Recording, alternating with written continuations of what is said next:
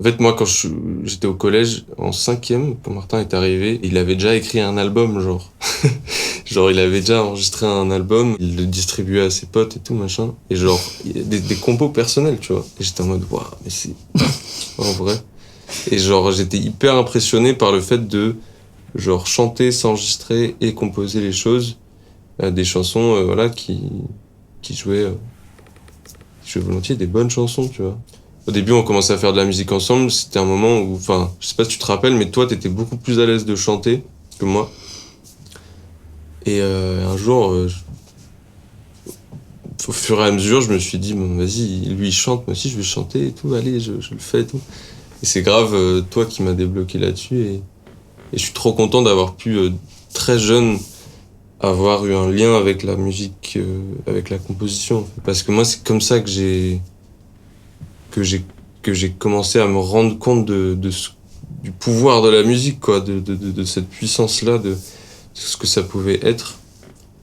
Et, et tout ce que enfin, tout ce qu'on a dit autour de la fièvre de l'écriture, c'était ça un peu tout le temps, tu vois. Au début, c'était vraiment en mode, putain, mais c'est trop bien, waouh, oh là là, c'est trop bien. Et genre, tout le temps, un peu une ferveur assez folle. Tell me how you feel when it comes. Tell me where you think it comes. Bonjour, je suis Annabelle Hubert et je vous souhaite la bienvenue dans ce deuxième épisode de Tell Me, un podcast qui vous invite à une douce immersion dans l'intimité de la création. Alpha Marchans à la poursuite d'un idéal. Épisode 2 sur 3, modèle, rapport à la création et processus d'écriture.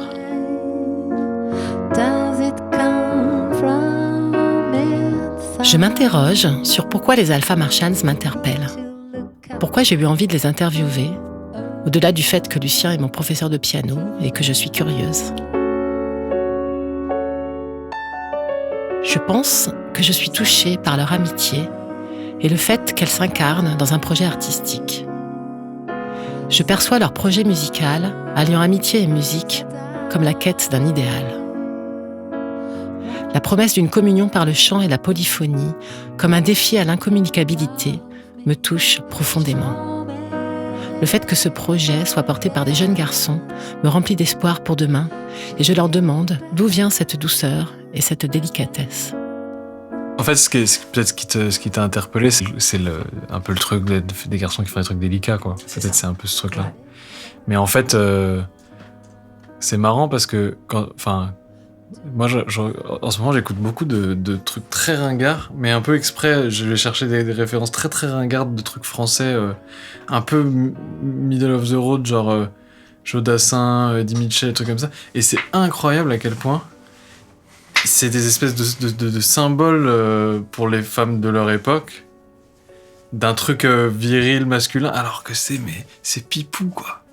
C'est vraiment, ils sont tout pipou comme ça, avec leur permanente, tu vois. Et donc, en fait, je pense que c'est aussi toute l'idée qu'on s'en fait et de comment ça... Et je m'excuse pour les fans d'Eddie Mitchell et de Jodassin. Mais il y a ce truc, voilà, très désuet, quoi. En fait, c'est super désuet, alors que, en fait, des mecs qui chantent des espèces de trucs un peu comme ça a toujours été un peu le cas, mais on n'y pense pas de cette façon-là. Et tant mieux, d'ailleurs, c'est un peu le truc de la chanson aussi, de se sublimer hors des sentiers battus, hors du cadre, quoi. Et ce que tu disais sur le fait qu'on soit des garçons, et je m'étais pas posé la question, mais c'est des questions de modèle, je pense. Je crois, enfin, je sais pas, d'avoir des modèles d'hommes qui chantaient des chansons de ce registre-là, quoi. Du coup, on s'est pas trop posé la question.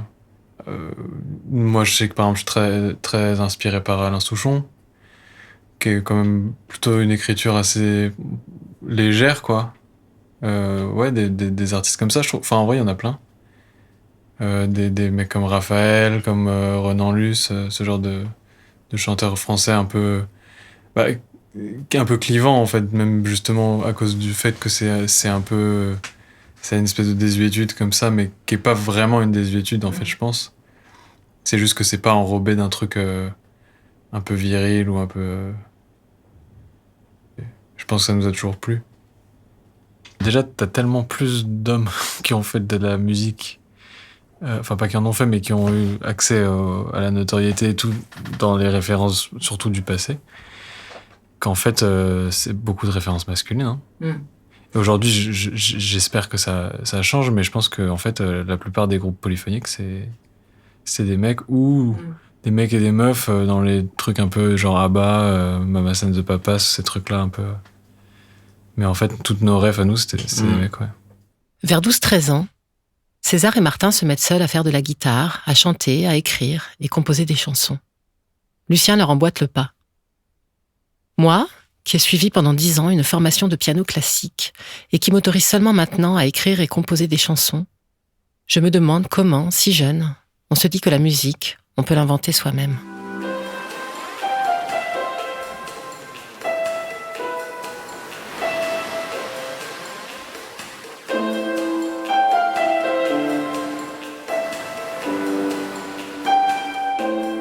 En fait, c'était le truc de notre père, quoi. Ah, voilà. Je vais pas le dire moi-même, mais... Ouais, mais c'est en fait, je le dis pas direct parce que ça devient rébarbatif de le dire à chaque fois. Ouais. Mais oui, en vrai, c'est aussi bête que ça, c'est que c'était son truc. Avec ce truc très attaché à la variété, aux chansons. Et du coup, c'est ça qu'on faisait, quoi. En plus, avec une idée très précise de ce qui était bien et ce qui était pas bien.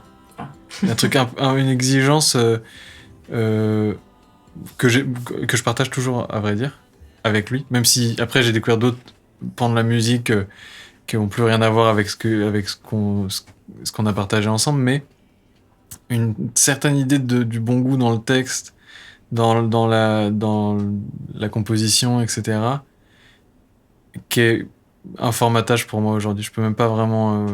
j'ai arrêté d'essayer de voir les choses autrement parce que j'ai toujours trouvé qu'il avait raison. Et pourtant, je sais que c'est un biais, hein, mais c'est son idée à lui du bon goût qui est toujours la mienne. Mais qui est très large. C'est ça aussi. C'est pour ça qu'il n'y a pas besoin d'une remise en question très forte. C'est que c'est quand même très large. Je saurais pas comment... Peut-être tu vois ce que je veux dire ou pas? Ouais, mais... Il y a des trucs où il disait... Ça, c'est de la merde. Et ça, c'est bien. Et toi, t'es là avec les deux, t'as 12 ans et demi, tu fais... Mais putain, j'ai pas du tout la différence, quoi. Ouais. Puis des trucs qu'ils trouvent formidables, qui n'ont rien à voir les uns avec les autres, en plus. C'est ça qui est très étonnant. C'est pour ça que c'est dur à expliquer, je pense. C'est pas un style, c'est pas une langue, c'est vraiment très flou. Mais ça, c'est bien, ça, c'est pas bien. Ouais. C'est très, très, très précis, quoi. Moi, si je peux rajouter un truc, c'est que genre vous êtes particulièrement ouvert. En fait, vous avez pas d'a priori.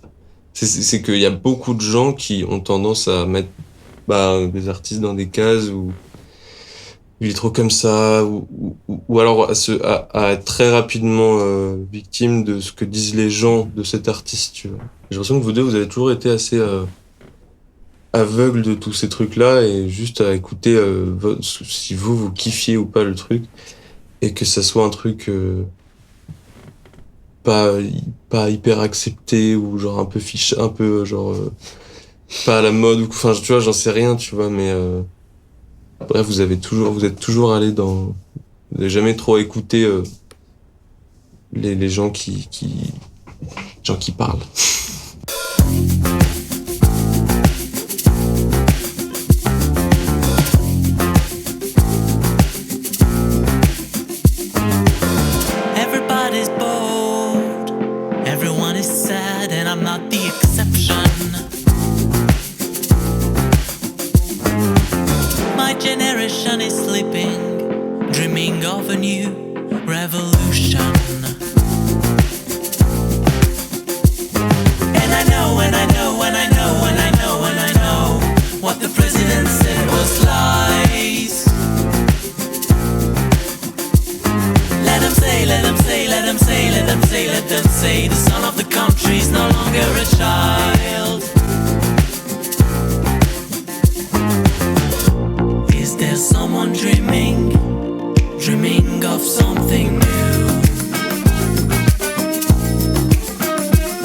Lorsque l'on grandit dans un milieu où créer est naturel et spontané, on gagne un temps infini. Aujourd'hui, au contact de Bérangère, ma professeure de chant, de Lucien, mon professeur de piano, et de mes amis du cours de chant, je m'autorise à chanter, jouer du piano et même à écrire et composer. En interviewant César, Martin et Lucien, je me documente sur ce processus créatif dans lequel je m'aventure moi-même. Je veux savoir comment c'est pour eux, les doutes et les joies, les hauts et les bas, leur rapport entre l'intimité du processus créatif et la scène. Moi, qui ai l'impression aujourd'hui, en faisant de la musique, de me reconnecter à une joie enfantine perdue, d'entrer en création comme on entre dans le jeu, je cherche chez ces 3 jeunes garçons une autorisation, un encouragement, une reconnaissance. Après, tu te dis sans s'occuper de la valeur, en réalité, c'est là le nerf de la guerre, il est là quand même. Hein. Je pense qu'on partage ça de justement ce rapport un peu conflictuel avec la valeur de la création, quoi. C'est tout le truc, c'est toute la difficulté, parce que sinon on écrirait tout le temps en fait. Beaucoup plus que ce qu'on écrit là. Mais là, ce qu'on écrit, c'est ce qui arrive à sortir de notre intimité pour être présenté ne serait-ce qu'à nous-mêmes. C'est déjà une sélection très précise parce que il y a quand même tout un tas de trucs. Enfin, ça va avec une espèce d'exigence. Est-ce qu'elle est justifiée ou pas ? Dans une certaine mesure, oui, parce que je pense que quand même, c'est bien d'essayer d'être un peu perfectionniste, mais des fois, c'est aussi un peu un conflit quand même. C'était plus libre, j'imagine, plus jeune. Ouais. Parce qu'on avait absolument aucun enjeu. On faisait ça vraiment pour s'amuser tous les deux. On n'avait aucune vocation à sortir, à faire écouter à d'autres gens que nous et nos 3 proches. C'est comme ça que je voyais le truc. C'était des outils, c'était des jouets un peu, tous les instruments et le matos d'enregistrement qu'on avait. Ouais, c'était pour rigoler, quoi. Non, mais quand t'as fait ton disque et tout, là, pour le coup, tu le distribuais ? Ouais, parce que j'en étais un peu fier. Moi, aujourd'hui, évidemment. Mais à l'époque, j'étais vraiment content. Et puis, j'avais envie de faire comme tous les disques il y avait chez mon père et que j'écoutais. C'est-à-dire d'avoir la boîte et le truc en physique comme un peu... comme finir un tableau, enfin que ce soit l'œuvre, elle est terminée, ça y est, et je le tiens dans ma main. J'avais vraiment envie de ça. Mais j'étais content d'avoir fait ça. J'étais vraiment très content. Et je le distribuais à mes amis parce que j'étais extrêmement prétentieux, probablement. Et pour que ça existe pour d'autres gens que pour moi aussi, sans doute. Que ce soit... pour avoir des retours aussi, pour être peut-être félicité, pour être le boss du collège. Je sais pas trop. J'avais assez confiance aux gens à qui je les donnais. D'accord.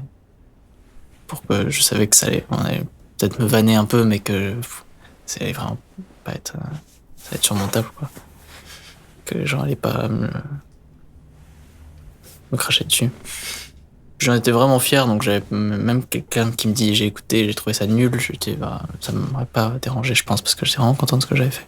Et du coup, aujourd'hui, le rapport à c'est plus compliqué. C'est toujours plus compliqué quand on grandit et qu'on vieillit. Bah un peu plus, ouais. Un peu plus. Ouais, c'est dur, je trouve, de se détacher de... On n'a pas... Enfin, je parle pour moi, mais je pense que... Enfin, on en a déjà parlé avec Lucien, notamment. C'est un truc un peu dur de se regarder faire, de se regarder écrire, et c'est pas toujours libérateur, quoi. C'est même plutôt 90% du temps frustrant, et 10% du temps libérateur, puis refrustrant. Parce que après on doute de savoir si c'est vraiment bien ou pas, quoi. En fait, moi, j'ai toujours aimé complexifier, m'intéresser, pousser un petit peu toujours ma connaissance de la musique, essayer d'aller vers des trucs de plus en plus compliqués, en tout cas essayer de comprendre les choses compliquées et tout. Et j'adore la musique compliquée, enfin qui a l'air compliquée et tout, machin.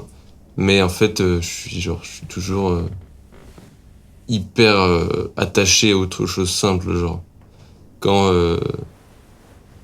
tu me chantes avec pas beaucoup d'accords, un truc, une chanson super simple avec laquelle t'as quand même mis du cœur et tout machin, bah je trouve ça aussi bien qu'un arrangement de je sais pas qui, de quel jazzman, quoi que ce soit, tu vois.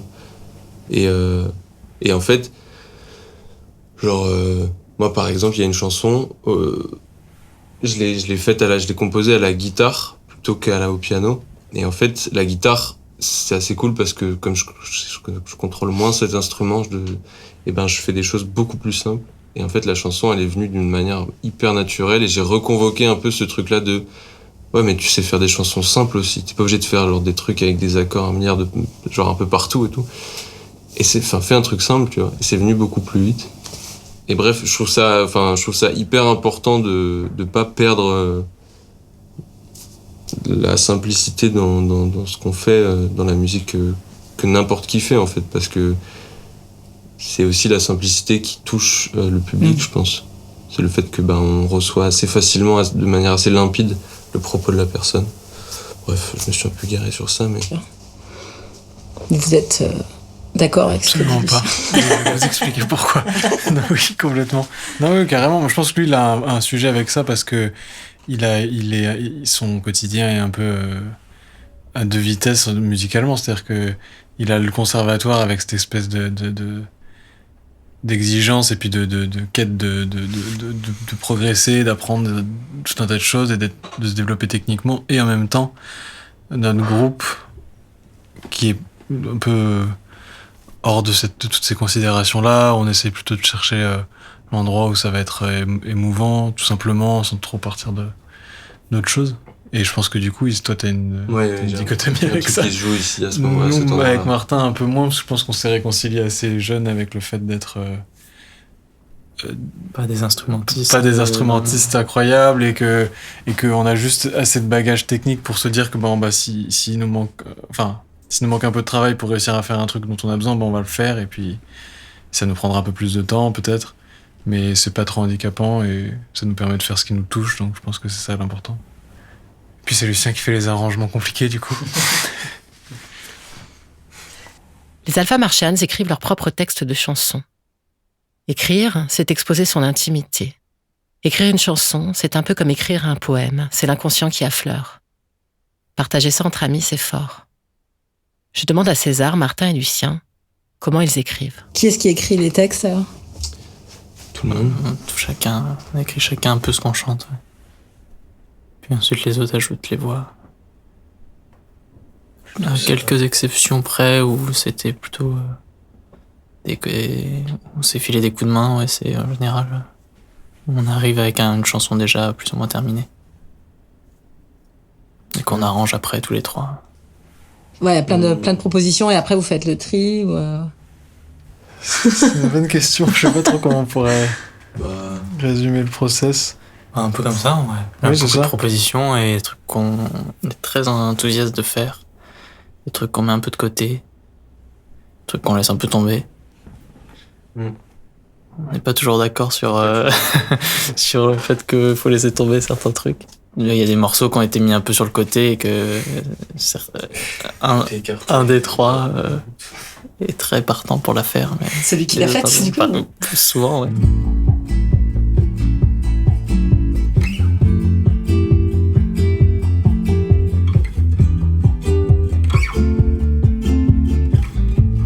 Et au niveau du processus d'écriture, la plupart du temps, c'est vraiment chacun de son côté, et ensuite on propose.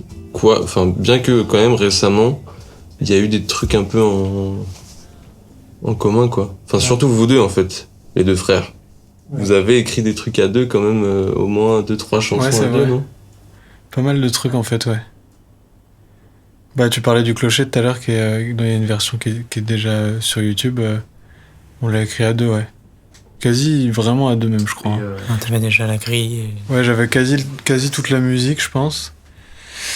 Mais le texte, je crois que ça s'est vraiment fait à deux. Mais c'est agréable, moi, je trouve, en fait, d'écrire à deux. C'est assez cool. Ça fait toujours... Surtout qu'on n'est pas des grands écrivains, j'allais dire, ça c'est sûr. Mais on n'est pas on gratte pas du texte tout le temps, en abondance, quoi. On écrit nos chansons et une fois qu'elles sont finies, c'est fait et on va faire autre chose. Je sais pas vous, mais j'ai l'impression qu'on fonctionne un peu comme ça. Du coup, on n'a pas une discipline de dingue, et quand on bloque, tant pis quoi. Ouais, en général, on laisse Et tomber. d'être à plusieurs, ça permet de débloquer plus vite et aussi d'avoir un retour, d'autres idées, de mettre d'autres trucs dans les textes et tout. Surtout que sur cette EP-là, enfin le prochain qui devrait sortir, c'est assez référencé, je pense qu'on a voulu mettre plein de trucs quand même dans les textes, plein de références à des trucs qu'on aime bien, à des trucs un peu... essayer de rendre les choses très imagées, et c'est bien d'avoir les images des autres dans ces chansons aussi, je trouve ça cool. Mais en général, c'est plus chacun se met un peu sur son truc, et puis à la fin, celui qui trouve, il dit « Ah bah j'ai trouvé », et puis... Mais ça occasionne rarement des grands débats, c'est souvent « J'ai trouvé, ok super, bah faisons-le ».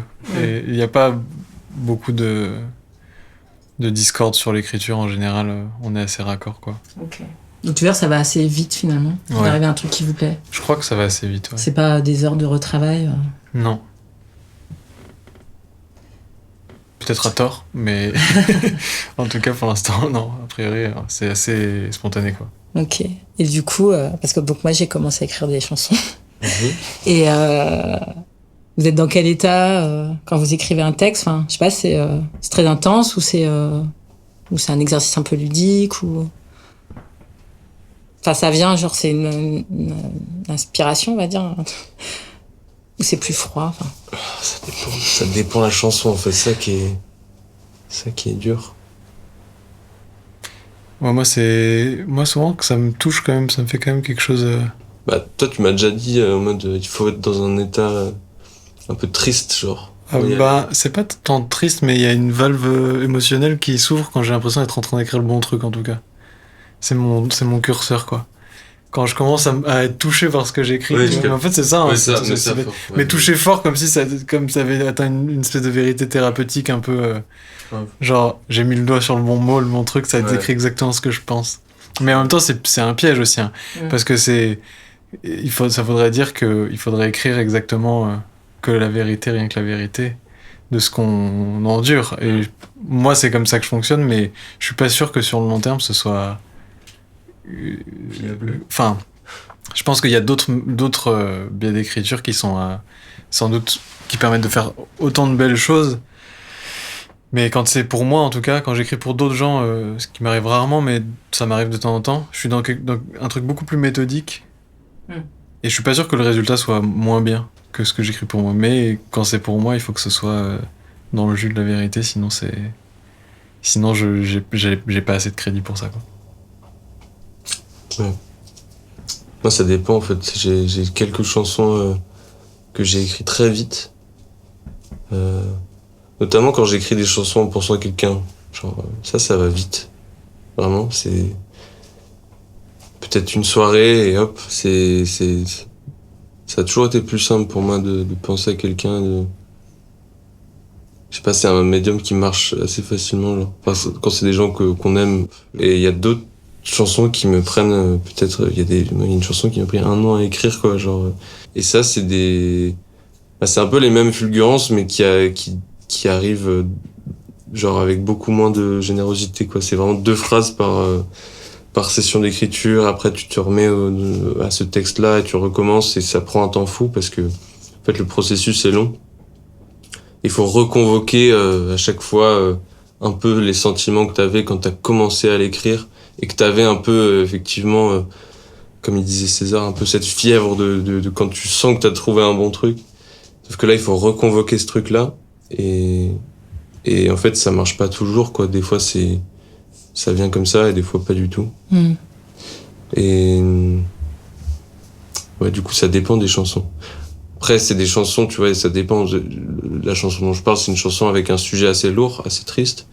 Et celles qui me demandent moins de temps, je pense qu'elles sont un peu plus légères, un peu plus heureuses. Donc voilà, je pense que ça dépend du sujet aussi. Et toi, Martin? Ça dépend vraiment, mais c'est aussi une question de... J'ai mis du temps à être OK avec le fait d'écrire pas instantanément tout de suite ce que je ressentais avec un éclair d'inspiration. J'ai écrit beaucoup comme ça quand j'étais plus jeune, où j'avais peut-être plein de trucs à dire, et et que j'étais très inspiré parce que je me lançais un peu dans la chanson. Et plus le temps passe, et moins j'ai cette écriture un peu automatique de boucler des textes très rapidement. Et ça m'a un peu pris la tête de me dire que en fait, si je passe 2 ans sur un couplet, c'est que c'est pas très sincère. Mais en fait, j'essaye de déconstruire un peu ça et de faire la paix avec le fait que c'est pas grave de travailler un texte pendant des mois. Et si ça n'a pas été écrit en une nuit, dans un éclair de génie, c'est pas grave. Et du coup, voilà. Du coup, j'écris un peu plus lentement, mais... Puis l'avantage aussi, en vrai, c'est que comme on est 3 à écrire pour un groupe, on a toujours des chansons, quoi.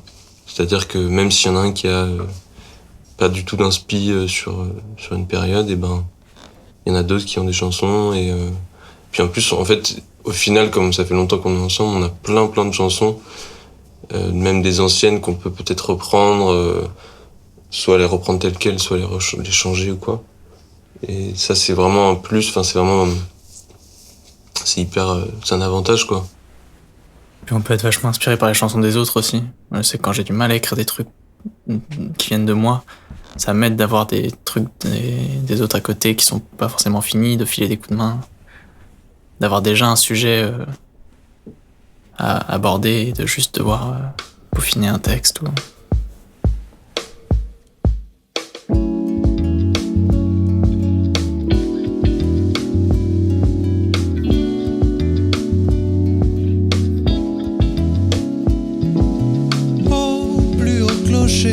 De la ville, un vertige.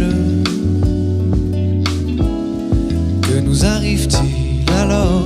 Un oiseau-oreille, le paysage, un mirage. Le voyage s'achève alors sur la place où meurent nos querelles. Tout s'en mêle sur le fil de ma mémoire. Ici nous restons jusqu'au soir. Les guitares chantent dans le noir. Et c'est là. Cet épisode a été réalisé et monté par moi-même. Au mixage, Léo Poumet.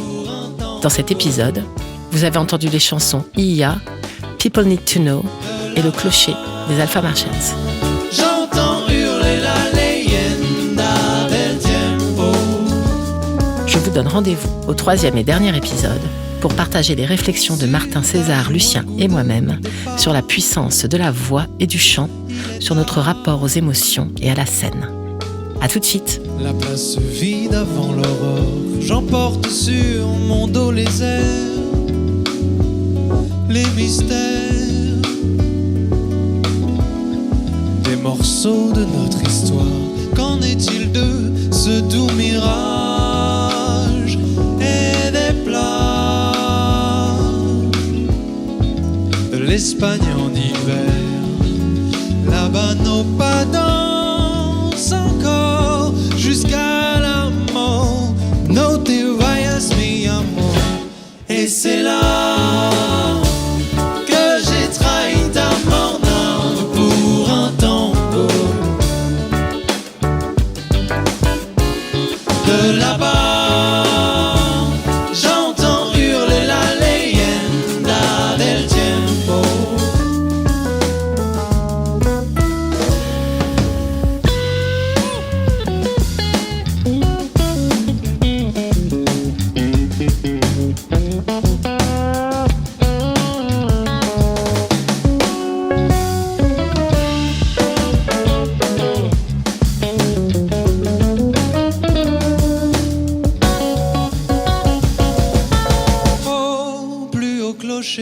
De la ville, un vertige.